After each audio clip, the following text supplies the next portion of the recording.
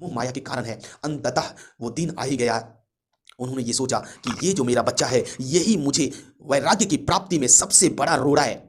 तो आज हम जो देखते हैं, हम अपने घर में परिवार में किसी का भी राहुल नाम सुनते हैं तो हमें शाहरुख खान की वो मूवी याद आ जाती है कि राहुल नाम तो सुना ही होगा। लेकिन सिद्धार्थ के मामले में ये राहुल का मतलब है राहु और केतु, यानी कि अगर कोई बड़ा इनिशिएटिव लेने जा रहे हो, कोई बहुत बड़ा काम करने जा रहे हो, तो उसके बीच में जो बाधा बन रहा है, यानी कि जो रोड़ा बन रहा है, वो रोड़ा होता है राहुल। इसलिए अपने बच्चे का नाम रख दिया उन्होंने राहुल। राहुल का मतलब है रोड़ा। कहीं भी आप महात्मा बुद्ध का फोटो देखेंगे तो आपको योग की मुद्रा में हमेशा महात्मा बुद्ध का फोटो दिखाई देगा, एकदम बड़े हुए बैठे हुए शांत अवस्था में। तो वो और कोई नहीं है, क्योंकि योग दर्शन और शाक्य अर्पण, इन दोनों में महात्मा बुद्ध ने योग दर्शन को चुना। इसीलिए जहां कहीं भी महात्मा बुद्ध की अगर आप फोटो देखते हैं तो हमेशा से योग मुद्रा में ही भगवान बुद्ध की फोटो दिखाई देती है। बॉडी के अंदर फैलने लग गया और एकदम से एक ललाट पर एक चंद्रमा सी शीतलता आ गई और तेज रोशनी होने लग गया चारों तरफ। तो ऐसा माना गया कि उसी दिन इनको वैराग्य की प्राप्ति हो गई, इनको ज्ञान की प्राप्ति हो गई। दूसरे शब्दों में उसमें श्रावस्ती के अंदर जो है कि अंगुलीमाल का बहुत ज्यादा खौफ था। तो एक बार क्या हुआ कि महात्मा बुद्ध वहां पे रात के समय में 2-2:30 बजे उधर से ही गुजर रहे थे। तो अचानक अंगुलीमाल प्रकट हो गया और कहा कि तुम कहां जा रहे हो भाई, क्या दिक्कत है, तुम इधर से कैसे गुजर रहे हो। 1 घंटा गालियां दी। गालियां जब खत्म होने लग गई तो महात्मा बुद्ध ने और कुछ बचा है तो वो भी गाली दे दो। फिर उसने 1 घंटा और दी। 2 घंटे के बाद वो आदमी थक सा गया।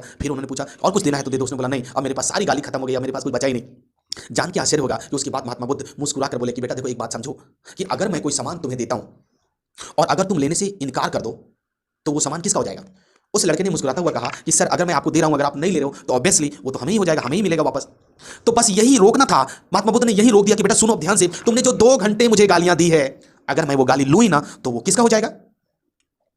वो बच्चा रोने लग गया, गिड़गिड़ाने लग गया। Mathematics YouTube channel maths miracle पर आप सबको पता है कि मैथ्स मिरेकल ने the legendary person of India, यानी कि भारत के वो महापुरुष जो किताबों में दबे हुए हैं, उनके बारे में उनका पन्ना पलट रहा है। और भारत के वो लोग, भारत के वो स्टूडेंट्स जो इनके बारे में जानकर अपनी जानकारी बढ़ाएंगे और अपने आने वाले भविष्य को इसके बारे में बताएंगे कि ये किस तरह के महापुरुष थे जिनको मैथ्स मिरेकल ने अपने यूट्यूब चैनल पे सबको घेरा है, सबको बताया है। लगातार वीडियो देखिए, मैथ्स मिरेकल पे वायरल वीडियो देखिए, जिसके बारे में अभी हमने पहली वीडियो बनाई है और वो थे हमारे पद्मश्री डॉक्टर रत्नप्पा कुमार। इसके बारे में जरूर हम तो रिक्वेस्ट करेंगे कि एक बार जाके देख लीजिए कि वो क्या वो कैसी इंफॉर्मेशन दी है मैथ्स मिरेकल ने। आज जिस महापुरुष को हम लेके आ रहे हैं वो है महात्मा बुद्ध।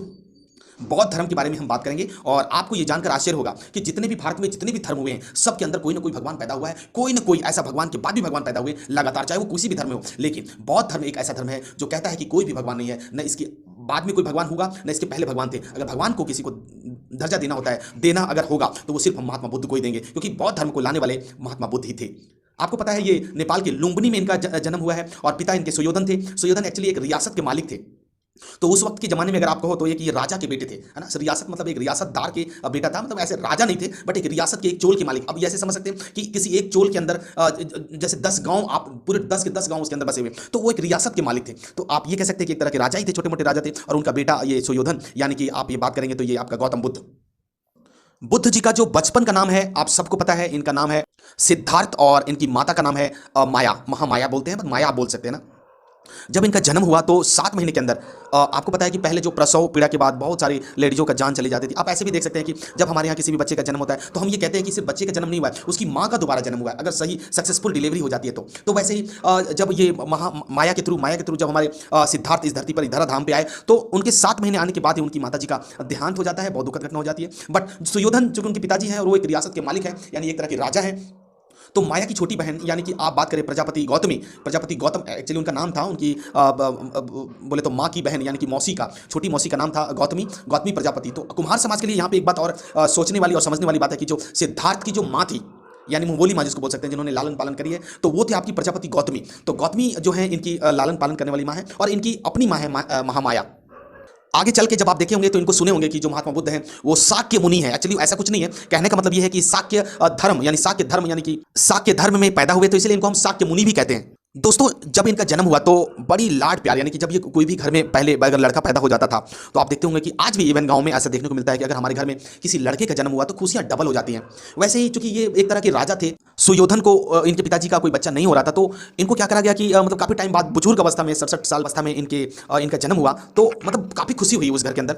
तो खुशी होने की वजह से इन्होंने पंडित बुलाया और पूछे कि यार ये हमारे बच्चे के भविष्य के बारे में थोड़ा बताइए कि क्या है, इसका भविष्य कैसा रहेगा। तो खोजबीन करने के बाद, काफी सोच समझ लेने के बाद, उस वक्त जो वहां पे जो पंडित था, जो भी रहा होगा, उन्हें ये बताया कि ये तो आने वाले दिनों में या तो एक विहंगम राजा बनेगा, आपके जैसे छोटे मोटे किसी रियासत का मालिक नहीं बनेगा, विहंगम राजा बनेगा, या फिर ये वैराग्य को प्राप्त कर जाएगा। ध्यान से सुनिएगा, वैराग्य को प्राप्त करेगा। और जब वैराग्य को प्राप्त करेगा तो पूरा समाज को, पूरा राज्य को, पूरा आपकी जो बनी बनाई आपकी वो है सब मटिया मेट करके ये घर से बाहर हो जाएगा। ऐसा सुनना ही था कि सुयोधन को सुयोधन के दिमाग में एकदम टेंशन हो गया। उन्होंने ये कहा कि यार ये हमारा एक ही बेटा है और अगर इस तरह का काम करता है तो हमारे कुल का, हमारे वंश की परंपरा ही खत्म हो जाएगी। ऐसे में हम क्या करें, क्या कर सकते हैं? तो उन्होंने राज्य में मीटिंग बुलाई, काफी लोगों को, विद्वान लोगों को बुलाया और पूछा कि इसका सॉल्यूशन बताओ, इसका सॉल्यूशन क्या है, कैसे हम इसको वैराग्य में जाने से रोक सकते हैं? तो लोगों ने बोला कि एक काम करो, देखो आज भी आप देखोगे कि गांव घर में जो सबसे बिगड़ैल बच्चा है, अगर वो 17 साल, 18 साल, 20 साल, 22 साल का हो जाता है तो हर कोई सजेस्ट करता है कि अगर इसको कंट्रोल में लाना है तो इसकी शादी करा दो। तो शादी का जो जो प्रावधान है वो आज से नहीं चला रहा है, बहुत पहले से ही चला रहा है। तो जो अपना सिद्धार्थ थे, सिद्धार्थ के समय में भी जब उनके पिताजी को ये पता चला कि यार ये हमारे कंट्रोल से बाहर हो जाएगा, तो उन्होंने विद्वानों से इनको पता चला कि इसकी शादी करा दो और शादी कराने के बाद ये कंट्रोल में आ जाएगा। हो सकता है चूंकि पारिवारिक झमेले में फंस जाएगा तो यशोधरा नामक एक सुंदर 16 साल की नौजवान बालिका से इनकी शादी हो जाती है। एक राजकुमार का, एक राजकुमारी से बात करो तो एक 16 साल की लड़की से शादी हो जाती है। 16 साल की लड़की आप देखते हो जब शादी करके आएगी तो आप उसके नखरे, मतलब अगर आप देखोगे तो जैसे कभी बाल खोल दो, बाल में जूड़ा लगा दो, है ना, फेस वॉश करो, फेस लाइनर लगाओ और तरह तरह के आईलाइनर जितने भी ये प्रोडक्ट्स होते हैं। तो उस वक्त क्या था कि यशोधरा को ये पहले बता दिया गया था कि जब तुम शादी करके आओगी तो आपको सिद्धार्थ पे ज़्यादा ध्यान रखना है, क्योंकि अगर ये वैराग्य को चला गया तो फिर ये इतना बड़ा राज्य और इतना बड़ा रियासत के मालिक होने का कोई फायदा नहीं है। यशोधरा ने ये बोला कि ठीक है हम इनको कंट्रोल में कर लेंगे और वो करने के लिए आए दिन कुछ ना कुछ करके वो रहती थी। इसी बीच में क्या हुआ कि जब विधि का विधान जब लिखा होता है तो उसको कोई काट नहीं सकता, उसको कोई मिटा नहीं सकता। तो वैसे ही एक दिन क्या हुआ कि ये कह रहे कि पापा ये चार दीवारी के अंदर हम कब तक रहेंगे, एक काम करो, मुझे आज घूमने की इच्छा है। बड़ा मुश्किल से उन्होंने पापा को मनाया और बोला कि आज मुझे घूमने की इच्छा है, मुझे बाहर जाने दो। किसी कारणवश जो भी रहा होगा या कहीं पर जाने की या कोई उद्घाटन ऐसा समारोह होगा जहाँ पे युवराज यानी राजकुमार जी को उद्घाटन करना था। तो आप ऐसे भी देख लो कि जब कभी भी कोई राजा, आज के डेट के हिसाब से अगर हम बात करें तो हमारे समाज के वो नेता, जैसे अगर कोई प्रधानमंत्री को कहीं टूर पे जाना होता है तो पूरा रास्ता क्लियर कर दिया जाता है, मतलब एक ग्रीन वे बना दिया जाता है जिसमें कोई भी बैरियर आपको कहीं भी नहीं दिखेगी। अगर कहीं बैरियर भी है तो उसको पर्दे से ढक दिया जाता है कि पीछे क्या हो रहा है आपको पता नहीं चलना चाहिए। और इसीलिए हमारे राज्य के राजा हैं, मंत्री हैं, विधायक हैं, उनको लगता है कि यार मतलब जो चीज़ हमें दिख रही है वो कितना बढ़िया है, लेकिन रियलिस्टिक ऐसा नहीं होता। रियल में अगर आप यात्रा करोगे, अकेली यात्रा करोगे सुनसान में, जब लाम लपेट ना हो तो आपको रियलिस्टिक पता चलेगा। सिद्धार्थ जब बाहर निकले तो इनके लिए पूरा ना ग्रीन वे बना दिया गया, वन साइडेड ग्रीन वे, यानी कि दोनों तरफ से गरीब लोग, विधवा लोग, बेसहारा लोग, सबको हटा दिया गया और वन में बना दिया गया कि जिधर से ये जाएंगे उधर से ये इस तरह की चीजें दिखनी नहीं चाहिए। क्योंकि अगर इस तरह की चीजें दिखती है, जैसे आप कहीं रास्ते पे चल रहे हो और किसी की एक्सीडेंटल मौत हो जाती है और वो बहुत ही दर्दनाक मौत होगी, तो आपके दिलो दिमाग में ना एक अजीब सी सिहरन पैदा हो जाएगी कि यार हमारी जिंदगी का क्या फायदा, अगर अल्टीमेटली हमें कहीं ना कहीं इस तरह होना ही है तो फिर अजीब सी, मतलब आप समझो कि 1 वीक आप अगर नॉर्मल इंसान हो तो आप परेशान हो जाओगे। वैसे ही जब ये रास्ते में जा रहे थे सब कुछ हटा दिया, लेकिन विधि के विधान को कौन रोक सकता है?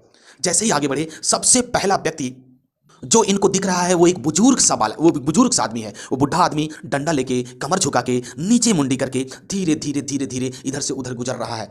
तब महात्मा बुद्ध ने, यानी कि आज के सिद्धार्थ ने, अपने चन्ना से पूछा। आप पूछोगे चन्ना कौन है? तो देखो यार, कत्तक जो है, कतक, ध्यान से सुनिएगा नाम, कतक उनके घोड़े का नाम था। जैसे चेतक महाराणा प्रताप के घोड़े का नाम, वैसे ही कतक इनके घोड़े का नाम था। और चन्ना उसकी सवारी वाला, यानी कि जो सवारी करवा रहा था उसका नाम था चन्ना। तो चन्ना से पूछा कि चन्ना एक बात बता, ये कौन है और ये कैसे चल रहा है? उन्होंने बोला कि देखो इस संसार का नियम है, आज आप युवा अवस्था में हो सिद्धार्थ, कल के डेट में आप भी इसी उम्र को प्राप्त करोगे, तब आपको ऐसे ही चलना पड़ेगा और आपको कहीं ना कहीं भगवान से जाके मिलना पड़ेगा। भगवान में जाके इसको मृत्यु होगी तो वो वहां चला जाएगा। जब ये बात इसके दिलो दिमाग में कुछ उहापोह हो रहा था, तभी ये आगे बढ़ता है और आगे चलते चलते एक और इंसिडेंट को देखता है। वो देखता है कि वहां पे एक डेड बॉडी पड़ी हुई, एक लाश पड़ा हुआ है और उसमें किसी भी तरह का कोई भी उथल पुथल नहीं हो रहा है, मतलब कुछ भी उसमें सेंसर नहीं हो रहा है। उन्होंने फिर से चन्ना से पूछा, चन्ना ये क्या है यार, इसके बारे में कुछ बता। तो चन्ना ने बताया कि देखो सर, मैं वही कह रहा था कि बुजुर्ग भी जो पीछे हमने देखा था, उस बुजुर्ग का भी आने वाले दिनों में हाल यही होगा, ये भगवान को प्राप्त हो जाएगा, ये आगे चलकर भगवान में लीन हो जाएगा और ये डेड बॉडी यहीं रह जाएगी। एकदम से मतलब सिद्धार्थ के दिलो दिमाग में अब कहो ही मत कि किस तरह का कौतूहल होने लग गया। उसने बोला ये भगवान है कौन? ऐसे मन में विचार करते करते जब वो आगे बढ़ रहे थे तब तक उनको एक बीमार सा आदमी दिख गया। उसके पैरों में कोड़ियां, यानी कि बिल्कुल घाव भरे हुए थे, जख्म लाल एकदम हरे हरे थे। उन्होंने पूछा कि यार इसको क्या प्रॉब्लम है, ये ऐसे कैसे हो रहा है? तब फिर से चन्ना ने बताया केतक की सवारी करते करते कि देखो सर, देखो सिद्धार्थ बाबू, ये जो बंदा है एक्चुअली इसको ना रोग हो रखा है और रोग हो रखा है जिसका परिणाम ये है कि आज आपके सामने इस तरह का व्यवहार कर रहा है, आपके सामने इस तरह की आने की कोशिश कर रहा है, बिल्कुल ये चल फिर नहीं सकता, बहुत ज्यादा मुसीबत में है। बोलने इसका सोल्यूशन क्या है? तो इसका सोल्यूशन यही है कि जब ये भगवान को प्राप्त होगा तभी इसको सोल्यूशन हो पाएगी। फिलहाल तो इसकी ऐसी इलाज बीमारी है, इसका कोई इलाज नहीं है। इतने दृश्य उनके दिलो दिमाग में इस तरह हावी हो रहे थे कि वो धीरे धीरे सिद्धार्थ बाबू अब धरती को छूने लग गए। और चलते ही चलते अंतिम बार में एक और इंसिडेंट होता है जो इनकी जिंदगी बदल देता है। वहां पे क्या देखते हैं कि एक साधु आराम से पेड़ के नीचे बैठ करके भगवान की आराधना कर रहा होता है। तब सिद्धार्थ जो बालक है, जो 24-25 साल का बालक है, उसने दोबारा चन्ना से पूछा कि हे चन्ना, मुझे अब इसके बारे में बताओ, ये कौन है जो किसी तरह की इसके शरीर में कोई भी शीतलन नहीं है, बिल्कुल आराम से टेंशन फ्री होकर के, दुनियादारी की कोई चिंता नहीं है, ये कौन है जो एकदम से लीन है, कर क्या रहा है, इससे क्या फायदा होगा। तब श्री चन्ना ने बताया केतक की सवारी करते करते कि हे सिद्धार्थ, हे बालक, हे राजकुमार, ये जो साधु है, ये जितने भी चीजें अभी आपने पीछे में देखी है, जिसके अंदर आपने डेड बॉडी देखी थी, जिसके अंदर आपने एक बुजुर्ग को देखा था, जिसके अंदर आपने एक बीमार से आदमी को देखा था, इन सब का एक ही इलाज है कि आपको ब्रह्म में लीन होना पड़ेगा, आपको भगवान के पास जाने का रास्ता ढूंढना पड़ेगा। और जब भगवान और भक्त का मिलन हो जाता है तो उसमें फिर इस तरह की माया मोह में रहने का कोई फायदा नहीं होता, कुछ भी नहीं हो पाता। आप इन सब चीज से ऊपर उठ जाते हैं, आपकी भावना, आप भावनाओं से ऊपर उठ जाते हैं। अब ये सब सुनना ही था कि सिद्धार्थ नाम के बालक के दिलो दिमाग में कौतूहल सा होने लग गया। वो न तो सो पाता था और न ही रह पाता था। लेकिन इधर अगर आप बात करेंगे तो उनकी बीवी यशोधरा बहुत ही तैयारी के साथ, बहुत ही समझदारी के साथ अपने अपने हस्बैंड को रिझाने में, मनाने में लगी हुई थी। लेकिन समय की गति को कौन जानता है, इसी बीच में क्या होता है कि यशोधरा गर्भ में हो जाती है। उसके पेट में पल रहा बच्चा वो सिद्धार्थ का बच्चा था। अब एक तरफ से सिद्धार्थ का दिलो दिमाग एकदम से कौतूहल हो रहा है, दूसरी तरफ उसको न्यूज मिलता है कि आपकी जो वाइफ है, आपकी जो बीवी यशोधरा है, वो पेट से है, गर्भ से है। अब जब ये यहाँ घर से निकलने की बारी सोचते हैं तो सिद्धार्थ के मन में एक बात आती है कि अगर मैं अभी निकल जाता हूँ यहाँ से तो दुनिया ये कहेगी कि ये कायर आदमी है जो अपने परिवार का, अपने बच्चों का अपने देखभाल नहीं कर पाया। तो अब अगर इसके जन्म से पहले मैं निकल जाता तो कोई दिक्कत नहीं था, अपनी बीवी को छोड़ सकते हैं। लेकिन जब हमें पता है कि हमारा आने वाला बच्चा अब इस दुनिया में आ चुका है और अगर मैं अब यहाँ से जाता हूँ तो ये दुनिया कहेगी कि ये परिवार का, ये अपने बच्चे का भी बोझ नहीं झेल पाया। लेकिन समय की गति अपनी रफ्तार से चली रही थी। इसी बीच में उस गर्भ में पल रहे बच्चे का जन्म होता है। गर्भ में पल रहे बच्चे का जन्म होने के बाद और इधर सिद्धार्थ के दिमाग में ये कौतूहल चल रहा है कि हम क्या करें, बच्चा भी जन्म ले लिया, अब हम कैसे जाएं, कैसे हम इस मोह माया से दूर हटें, ये सब चीजें बेकार है, इसका कोई फायदा नहीं है। वास्तविकता धरातल पर ये सब सिर्फ मोह माया के कारण है। अंततः वो दिन आ ही गया। उन्होंने ये सोचा कि ये जो मेरा बच्चा है, यही मुझे वैराग्य की प्राप्ति में सबसे बड़ा रोड़ा है। तो आज हम जो देखते हैं, हम अपने घर में, परिवार में किसी का भी राहुल नाम सुनते हैं तो हमें शाहरुख खान की वो मूवी याद आ जाती है कि राहुल नाम तो सुना ही होगा। लेकिन सिद्धार्थ के मामले में ये राहुल का मतलब है राहु और केतु, यानी कि अगर कोई बड़ा इनिशिएटिव लेने जा रहे हो, कोई बहुत बड़ा काम करने जा रहे हो तो उसके बीच में जो बाधा बन रहा है, यानी कि जो रोड़ा बन रहा है, वो रोड़ा होता है राहुल। इसलिए अपने बच्चे का नाम रख दिया उन्होंने राहुल। राहुल का मतलब है रोड़ा। 29 साल की अवस्था में अंततः बीवी और बच्चे को सोता छोड़कर अंधेरी रात में वो वहां से निकल पड़े और निकलने के बाद सीधा बिहार का रास्ता चुना इन्होंने। घर से बाहर निकलने के बाद अलार्क राम नामक एक गुरु से इन्होंने साक्य दर्पण की शिक्षा ली और उसके बाद रुद्रक राम से इन्होंने योग दर्शन की शिक्षा ली। दोबारा से सुन लीजिए, अलार्क राम से इन्होंने साक्य दर्पण की शिक्षा ली और रुद्रक राम से इन्होंने योग दर्शन की शिक्षा ली। अब आपको जानकर आश्चर्य होगा कि जहां कहीं भी आप महात्मा बुद्ध का फोटो देखेंगे तो आपको योग की मुद्रा में हमेशा महात्मा बुद्ध का फोटो दिखाई देगा, एकदम बैठे हुए शांत अवस्था में। तो वो और कोई नहीं है, क्योंकि योग दर्शन और साक्य अर्पण, इन दोनों में महात्मा बुद्ध ने योग दर्शन को चुना। इसीलिए जहां कहीं भी महात्मा बुद्ध की अगर आप फोटो देखते हैं तो हमेशा से योग मुद्रा में ही भगवान बुद्ध की फोटो दिखाई देती है। शिक्षा लेने के बाद दोस्तों ये बिहार चले गए। बिहार के बोध गया के पास सारनाथ के अंदर, बोध गया में एक सारनाथ नामक जगह है, बिहार वाले सब जानते होंगे। सारनाथ में इन्होंने कठोर तपस्या करी। कठोर मतलब कठोर, जैसे अगर आपने टीवी धारावाहिकों में देखते होंगे कि कठोर अगर कोई तपस्या करने लग जाता है तो इंद्र की गद्दी हिलने लग जाती है। इंद्र को ऐसा लगता है कि जैसे ये कठोर तपस्या करके इंद्र की गद्दी मांग लेगा।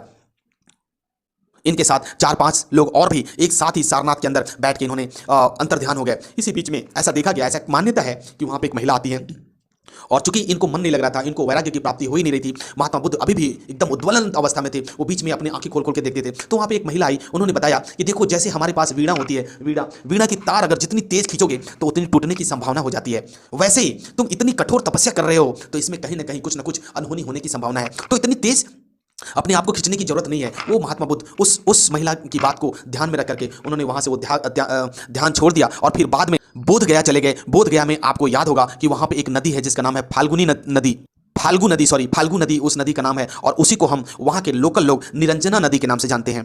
वहाँ पर इन्होंने बैसाख पूर्णिमा के अंदर, ऐसा कहा जाता है कि बैसाख पूर्णिमा के अंदर इनको योग की प्राप्ति हो गई, इनको वैराग्य की प्राप्ति हो गई, इनकी शिक्षा दीक्षा हो गई अचानक ही। और ऐसा कहा जाता है कि जब इनकी शिक्षा दीक्षा बैसाख पूर्णिमा के दिन हुई तो इनमें एक अजीब सी सुगंध पूरी बॉडी के अंदर फैलने लग गया और एकदम से एक ललाट पर एक चंद्रमा सी शीतलता आ गई और तेज रोशनी होने लग गया चारों तरफ। तो ऐसा माना गया कि उसी दिन इनको वैराग्य की प्राप्ति हो गई, इनको ज्ञान की प्राप्ति हो गई। दूसरे शब्दों में कहा जाए तो अब ज्ञान की प्राप्ति होने के बाद ये फिर वापस वहीं जाते हैं जहां पे इनके दोस्त लोग, इनके अनुयायी लोग बैठे हुए थे। अगर आप कहें तो वो सारनाथ के अंदर जो वन था उसका नाम था मृगदावन में दोबारा वापस जाते हैं। वहां देखते हैं कि वो जो लड़के आज भी बैठे हैं सेम वैसे ही बैठे हैं। ये जाकर के उनको बताया कि क्या हुआ, तुम लोगों को शिक्षा मिली? उन्होंने बोला नहीं जी, हमें तो कुछ मिली नहीं। तब इन्होंने बताया कि उन्होंने फिर उन्हीं लोगों को, अगर हम बात करें तो ये जो लोग वहां बैठे हुए थे उन्हीं लोगों को फिर ये महात्मा बुद्ध वहां जाकर के शिक्षा दी। तो ऐसा कहा जाता है कि प्रथम जो इन्होंने शिक्षा दीक्षा दी है वो सारनाथ के ही मृगदावन के अंदर उन्हीं लोगों को दी है जो उनके साथ ही अपना कार्यक्रम स्टार्ट करने गए थे।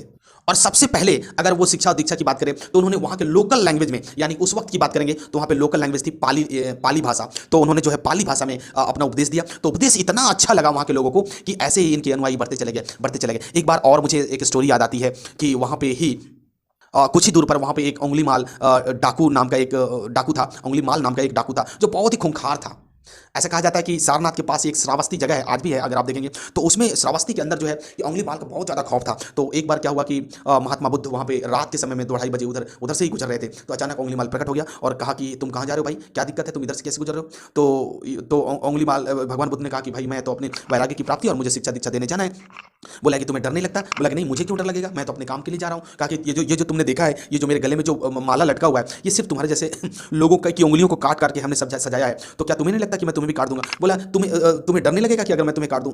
महात्मा बुद्ध ये कहते हैं कि देखो डर तो तुम्हें लगना चाहिए ना, क्योंकि तुम अगर ठीक है मुझे काट दोगे, मुझे तो डर नहीं लगता, मुझे काट दो, मेरी उंगली लगा दो, उससे क्या फर्क पड़ेगा। लेकिन अगर तू डरना तो तुम्हें चाहिए कि तू अगर यहां से बाहर निकलता है तो समाज में जाएगा, मार्केट में जाएगा, लोगों के पास जाएगा, लोगों की भीड़ में जाएगा, तो डर तो तुम्हें लग रहा है, तुम वहां कहां जा रहे हो? और जब तुम जाओगे तो तुम्हें पीटे जाओगे, तुम्हें पीट दिया जाएगा।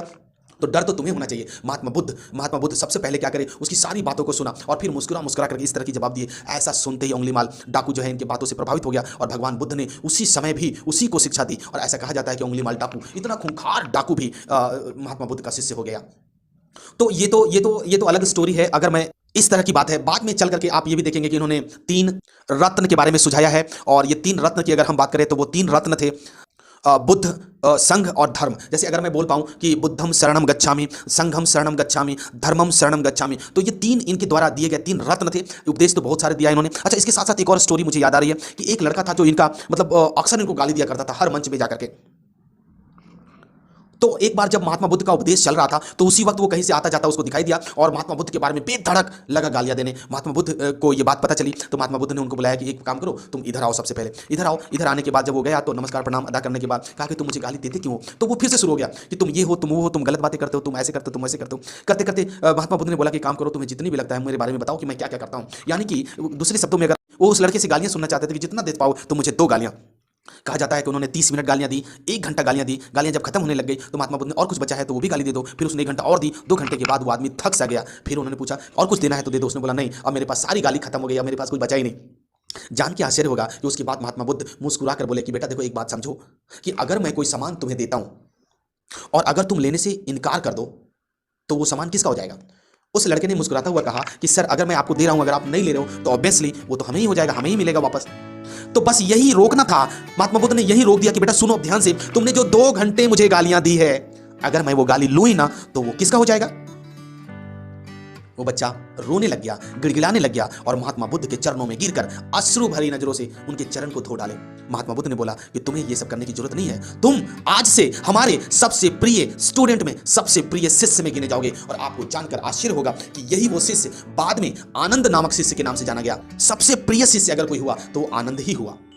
आनंद की पूरी कल्पना देखिए। बाद में ऐसा कहा जाता है कि महिलाएं इसके अंदर शामिल हो गई। तो आनंद ने ही श्री महात्मा बुद्ध यानी भगवान महात्मा बुद्ध को बार बार कहता था कि आप जो अपने शिष्यों में सिर्फ पुरुषों को ही रखते हो, इसमें महिलाओं को भी शामिल करो ना, महिलाओं को भी शामिल करो ना। जब एक ही चीज को बार बार बोली जाती है ना तो कहीं ना कहीं उसके बारे में सोचने के लिए इन्फ्लुएंस हो जाते हैं लोग। वैसे ही महात्मा बुद्ध की अगर गलतियों की बात करें तो सबसे बड़ी गलती यही हुई कि उन्होंने आनंद के कहने पर यानी अपने प्रिय शिष्य के कहने पर उन्होंने महिलाओं को जोड़ना शुरू किया। और आपको जानकर यहाँ और भी ज्यादा आश्चर्य होगा कि सबसे पहली अगर कोई महिला बौद्ध धर्म में शामिल हुई हैं तो वो उनकी मौसी, आपको याद है उनकी मौसी यानी कि गौतमी प्रजापति ही सबसे पहले बौद्ध धर्म में शामिल हुई। और दूसरी कोई महिला शामिल हुई है ऐसा इतिहास में लिखा हुआ है, अगर आप जाके पढ़े तो उस दूसरी महिला का नाम था आम्रपाली यानी ये वो वैशाली के अंदर, बिहार के वैशाली जिले के अंदर वो है आम्रपाली। और एक्चुअली आम्रपाली जो थी वो नर्तकी थी। तो नर्तकी और इनकी माँ, बाद में देखा गया कि ये आपस में ही मतलब महिलाएं आपस में उलझने लगी। तो बौद्ध धर्म मतलब महात्मा बुद्ध के रहते ही बुद्ध ने भरी सभा में ये कहा कि ये जो बौद्ध धर्म है, चूंकि इसमें महिलाओं की एंट्री होगी। मैं नहीं कह रहा हूँ, हमारे महात्मा बुद्ध जी का स्टेटमेंट है कि ये जो महिलाएं हैं, महिलाओं को सिर्फ अपने लोगों से प्रॉब्लम है। जैसे अगर महिला की बात करो तो शादी के बाद की बात करो तो महिला को किसी पुरुष से परेशानी नहीं है। जिस किसी भी घर में जाती है तो जैसे अगर ससुर है, बड़े देवर हैं या जेठ हैं, तो उस पर्टिकुलर महिला की बात करूँ तो उसको अपने ससुर से या अपने जेठ से, अपने देवर से कभी परेशानी नहीं होती है। परेशानी होती है उसको अपने सास से, अपने जेठानी से, अपने देवरानी से, है ना। यानी महिलाएं आपस में एक दूसरे का दुश्मन हो जाती हैं। इसी सब को देखते हुए महात्मा बुद्ध ये कह रहे हैं, अपने समय में ही कह के गए कि ये बौद्ध धर्म भी आगे ज़्यादा दिन तक नहीं चल पाएगा, क्योंकि इसमें बहुत सारी खामियां आ गई और महिलाओं के आने से तो और भी ज़्यादा खामियां आ गई। कुल मिला के आपको ये बताना चाहता हूँ कि महात्मा बुद्ध की जीवन लीला इतना ही नहीं है, बहुत ही कम शब्दों में मैंने समेटने की कोशिश करी है। अभी भी इनके जीवन की सम्यक दर्शन बहुत कुछ है, बहुत कुछ बचाने को है। चूंकि अब आप देख रहे हैं कि हमारी ये वीडियो काफ़ी लंबी होती जा रही है, आपके पास उतना टाइम नहीं है, तो हम इस वीडियो को यहीं पर समाप्त करेंगे। और हो सके तो इसकी कुछ पार्ट्स अभी रह गए हैं, बहुत कुछ इन्फॉर्मेशन हमें देना रह गया है, वो हम अगले वीडियो में इसको देने की कोशिश करेंगे। लेकिन जाते जाते हम आपसे ये अनुरोध करेंगे, करबद्ध प्रार्थना करेंगे कि मैथ्स मिरेकल की इस तरह के इन्फॉर्मेशन को, इस तरह के वीडियोस को जो पूर्णतः नॉलेज से भरी हुई है, अगर आप देखेंगे तो पूरी जानकारी मिलेगी आपको। इतिहास भूगोल की सारी जानकारी है। आप आज के किसी भी कंपटीशन पेपर में आप चले जाओ और अगर बौद्ध धर्म के बारे में आएगा और इतनी वीडियो अगर आप देख लेते हो, एक बार ध्यान से सुन लेते हो, तो आपको किसी भी पेपर में पीछे हटने नहीं दिया जाएगा। तो बस मिलते हैं किसी अगले वीडियो में। इस वीडियो के लिए इतना ही। और जाते जाते एक बात और कि अपने दोस्तों में, सहपाठियों में शेयर, सब्सक्राइब करना मत भूलिएगा। प्रजापति समाज से तो खास निवेदन है कि जल्दी से जल्दी सब्सक्राइब करें, लोगों को बताएं मैथ्स मिरेकल के बारे में। और हाँ, जाते जाते एक बात और कि आप ये जरूर बताएं कि मैथ्स मिरेकल एक सीरीज लेके आ रहा है जिसका नाम है the legendary of India, the legendary person of India, यानी भारत के वो महापुरुष जो किताबों में दबे हुए। बस, और अब इतना ही। जय हिंद, जय भारत।